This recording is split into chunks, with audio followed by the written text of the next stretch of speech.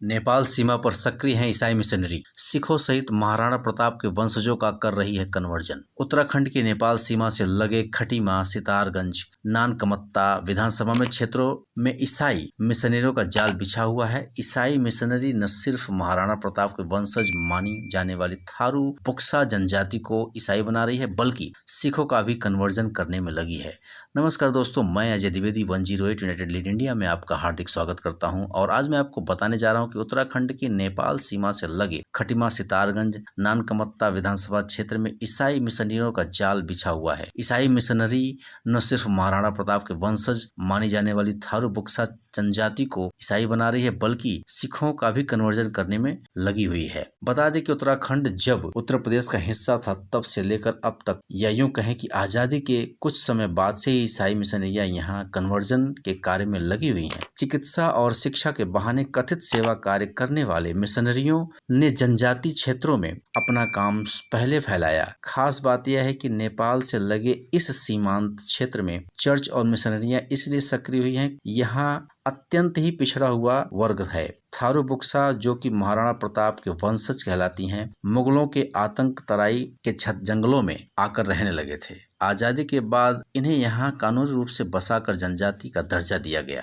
और नौकरियों में आरक्षण जैसी सुविधाएं भी दी गईं। चर्च में यहीं से अपना खेल शुरू किया। इसके लिए चर्च ने यहाँ कॉन्वेंट स्कूल खोले और अच्छी शिक्षा के नाम पर जनजाति बच्चों और परिवारों को प्रलोभन देकर ईसाई बनाने का ताना बाना बुना। तब से यह खेल आज तक चला आ रहा है। जो समाज कभी कट्टर हिंदू हुआ करता था, वह हिंदू धर्म से विमुख होने लगा है। पैसे और लालच के दम पर कन्वर्जन का अभियान बड़े पैमाने पर चलाया गया है, जो अभी भी चल रहा है। थारू बुक्सा जनजाति की 35% आबादी चर्च के चंगुल में फंसकर ईसाई बन चुकी है। केंद्र में मोदी सरकार आने के बाद से मिशनरियों को मिलने वाली विदेशी मदद पर रोकथाम तो हुई, लेकिन चर्च मिशनरी संचालित स्कूलों ने अपने यहाँ पढ़ने वाले संपन्न हिंदू बच्चों की फीस में वृद्धि करके इस पैसों को कन्वर्जन में लगाने का रास्ता खोज लिया है। यानी हिंदू संपन्न परिवारों से पैसे लेकर उन्हीं को कन्वर्जन होने में लगाने वाले पैसे वसूलती है। हिंदुओं को बहकाने के लिए आश्रम संत जैसे शब्दों का इस्तेमाल करने वाले ईसाई भी अब भगवा वस्त्र धारण करते हैं। सिखों में काम करने वाले पादरी सिखों की वेशभूषा में बकायदा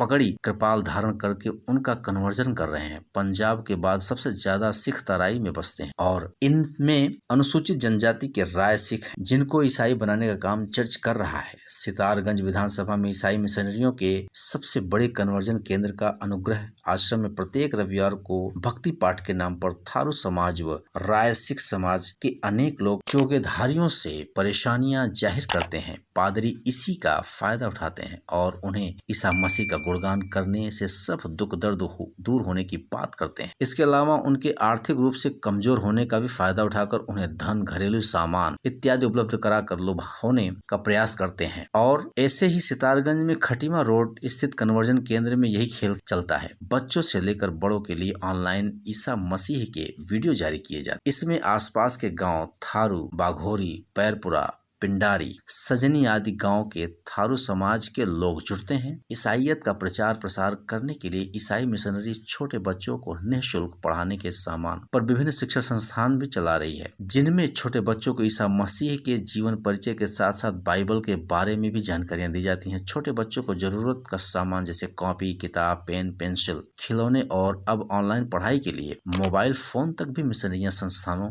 से निःशुल्क प्राप्त हो जाते हैं। खटीमा विधानसभा क्षेत्र नेपाल सीमा से लगा हुआ है। यहाँ चर्च मिशनरी खुलकर कन्वर्जन का काम करती है। इनके वाहन नेपाल में बेरोक टोक आते जाते देखे जाते हैं। उत्तराखंड सरकार ने अभी तक कोई ऐसा ठोस कदम नहीं उठाया है जिससे इनकी गतिविधियों पर अंकुश लगाया जा सके। अधिवक्ता अमित रस्तोगी कहते हैं कि थारू बुक्सा जनजाति दर्जा प्राप्त और ये ईसाई बन जाने के बाद अल्पसंख्यक होने का भी फायदा उठाते हैं, जबकि उत्तराखंड में 2018 में लाए धर्मांतरण विधेयक में मुताबिक यह कोई अल्पसंख्यक बन जाता है तो उसे जनजाति श्रेणी की सुविधाओं से वंचित किया जा सकता है, किंतु जो लोग ईसाई पहले से बन गए हैं वे दोनों श्रेणी में होने का फायदा उठा रहे हैं। ऐसे में सरकार को इसकी एक श्रेणी खत्म कर देनी चाहिए। ये मेरी सरकार से दरख्वास्त है, ऐसा एडवोकेट ने कहा। तो दोस्तों, बने रहिए आप हमारे साथ, हमारे चैनल के साथ, और ऐसे ही लाइक करते रहिए, शेयर करते रहिए, सब्सक्राइब करना बिल्कुल मत भूलिए हमारे चैनल को, और अपने कमेंट्स लिखकर हमारे कमेंट बॉक्स में जरूर भेजिए। भारत माता की जय, भारत अखंड हो। धन्यवाद।